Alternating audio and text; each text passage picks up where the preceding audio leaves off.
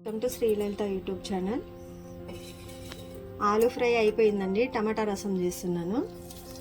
గిన్నెలో నూనె వేసాను. తాలింపుల ముందు ఎల్లిపాయలు వేస్తున్నానండి.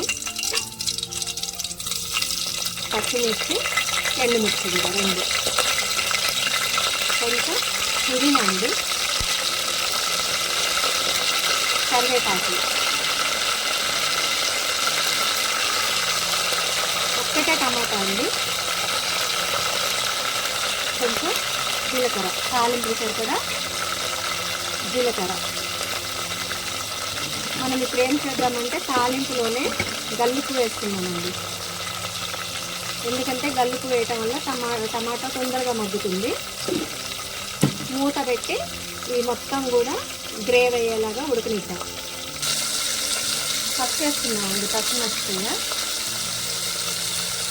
ఇంకా మూత పెట్టేసి ఉడకనిద్దాం. టమాటా బాగా దగ్గరికి మగ్గిందండి. చింతపండు యాడ్ చేస్తున్నా, పులుసు పోసేస్తున్నా.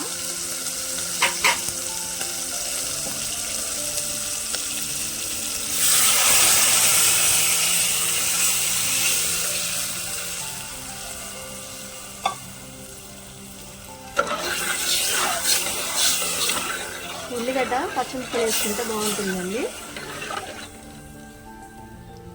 ఎందుకంటే చింతపండు మనం ఉడకబెట్టలేదు కాబట్టి ఒక 2 నిమిషాలు ఉడకనిద్దాం. టమాటా రసం రెడీ అయిందండి. మనం వేరే బౌల్లోకి ట్రాన్స్ఫర్ చేసుకున్నాం. చూసారండి, చింతపండు రసం అండి ఇది. అంటే మనం దీన్ని ఏమంటారో నీళ్ళ చారు అంటారండి.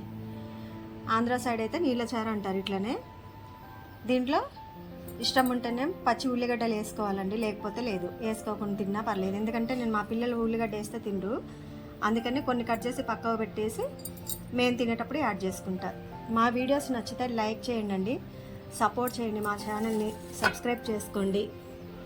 టమాటా రసం విత్ ఆలూ ఫ్రై అండి కాంబినేషన్. కొంచెం పప్పు ఉంది.